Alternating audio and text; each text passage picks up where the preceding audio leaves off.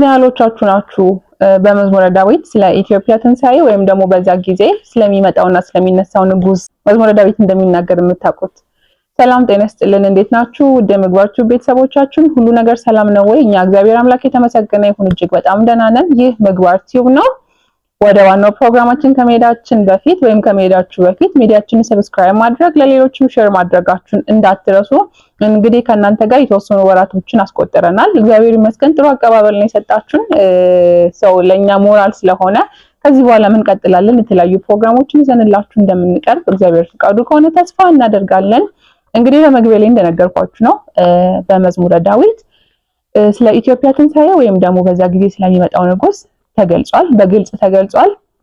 ስለ ኢትዮጵያ ትንሣኤ ወይም ደግሞ ይሄ መከራ አልፎ የሚመጣ መልካም ጊዜ እንዳለ ሲወራ የማያምኑ አሉ። ተረት የሚመስላቸው ፌዝ ቀልድ የሚመስላቸው ሰዎች አሉና ሰው የዛሬ ፕሮግራም ምናልባት እነሱን አይመለከት ይሆናል። ነገር ግን አንድ ሚዲያ ልጠቁማችሁ። ኢትዮጵያ የሚል ሚዲያ አለ። ዶክተር መስከረም የምታቀርብበት ሚዲያ ነው፣ የሷ ሚዲያ ነውና ያው የሷ ሚዲያ ብዙ ጊዜ እከታተላለሁ። ምክንያቱም የምታቀርባቸው ነገሮች በጣም ኢንተረስትድ ናቸው። ከማስረጃ ጋር የምታቀርበው ፕሮግራሞችን እና ስፔሻሊ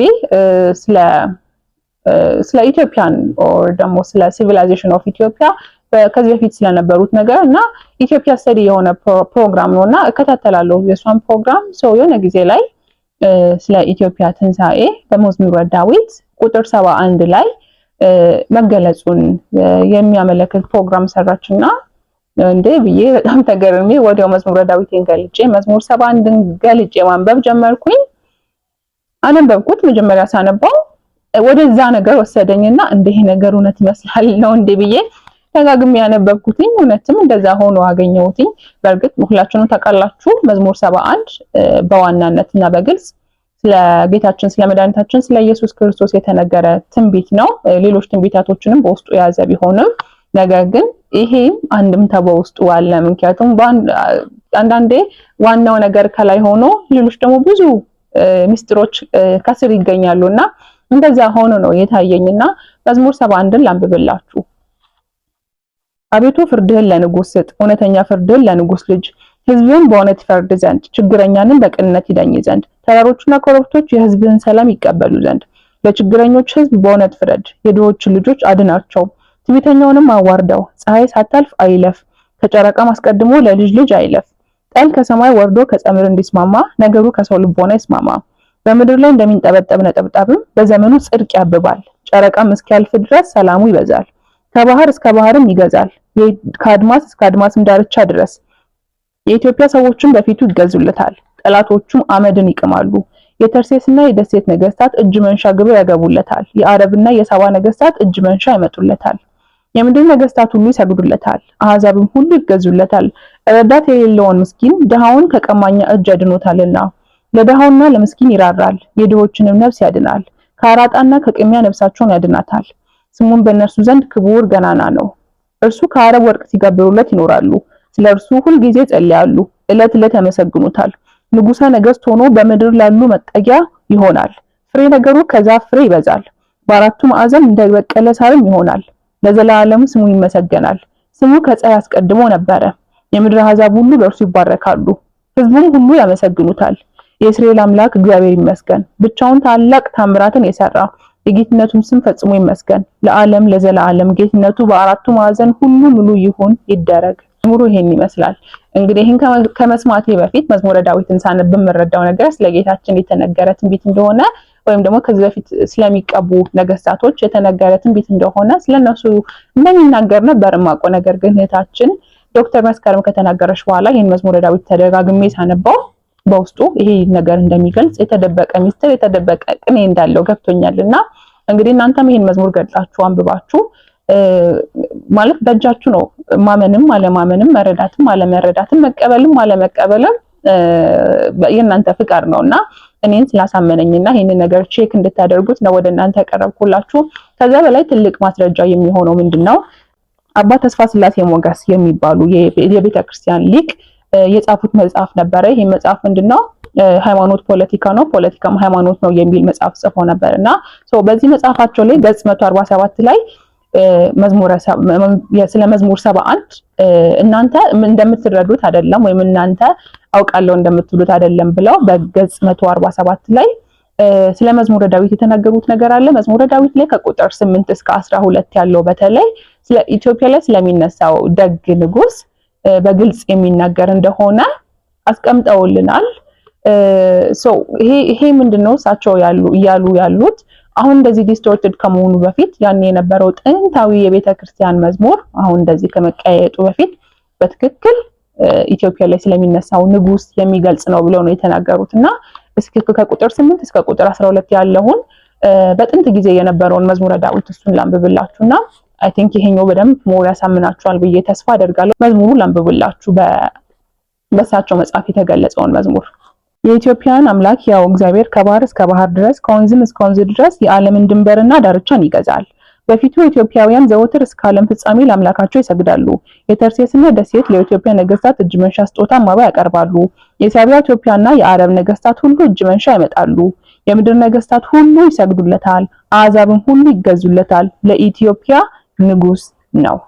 ይህንን ነው የሚለው ዲስቶርትድ ያለው ነው መዝሙረ ዳዊት የጥንቱ ከቁጥር 8 እስከ 12 ያለው መዝሙር 71 ላይ ያለው በትክክል ይሄንን ነው የሚለውና እኔ ላይ ቼክ አድርገው ኦፍ ኮርስ የተቀየረ የተወሰነ ነገር አለውና ይሄን ነገር ራሳችሁ ቼክ ማድረግ ትችላላችሁ።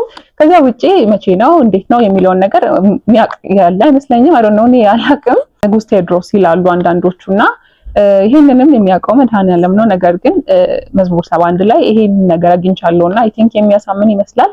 ከዛ በተረፈ ስለ መዝሙር ዳዊት እንዳጠቃላይ ልናወራ የምንችለው ነገር መዝሙረ ዳዊትን ማንበብ በህይወታችሁ በጣም ትልቅ ጥቅም አለው። ከምነግራችሁ በላይ የጸሎቶች ሁሉ ራስ ነው። የጸሎቶች ሁሉ የበላይ ነው መዝሙረ ዳዊት። መዝሙረ ዳዊት በውስጡ ሁሉንም ነገር ያካተተ ነው። ምንም አይነት የህይወት ጥያቄ፣ ምንም አይነት ፈተና በመዝሙረ ዳዊት ይቀርፋልና ብዙ አባቶቻችን እንደውም የሚናገሩት ነገር አለ። ለ40 ቀን መዝሙረ ዳዊትን በተከታታይ ብታነቡ ቢቻል ውሃን አስቀምጣችሁ መዝሙረ ዳዊትን ካነበባችሁ በኋላ ያንን ውሃ ብትችሉ 150ውን መዝሙረ ዳዊት የሌሊት ሰዓት መርጣችሁ እንዳትረበሹ ሌሊት ወይ 6 ሰዓት ወይ 9 ሰዓት ላይ 150ውን ዳዊት ማንበብ ከቻላችሁ እጅግ በጣም ተመራጭ ነው ለ40 ቀናትና ከዛ በኋላ ህይወታችሁ ላይ በጣም ትልቅ ለውጥ እግዚአብሔር ማለት በብዙ በረከት ብቻ እግዚአብሔር እንደሚባርካችሁ አባቶች ይናገራሉና የበረታችሁ ሰዎችን እንድታደርጉ ሪኮመንድ አደርጋችኋለሁ። ጸበሉንም ብትጠጡት ብትጠመቁበት በሽታ የማይድን በሽታ አይኖርምና መዝሙረ ዳዊት ታውቃላችሁ በቅዳሴም ሰዓት በኪዳንም ሰዓት በተክሊል ሰዓት ኢቭን ክርስትና ሰዓት ላይ ፍታት በሚደረግበት ሰዓት ላይ እያንዳንዱ ቤተክርስቲያን አዲስ ቤተክርስቲያን ተሰርቶ የቤተክርስቲያን ሲባረክ ራሱ የሚቀርበው ጸሎት መዝሙረ ዳዊት ነው።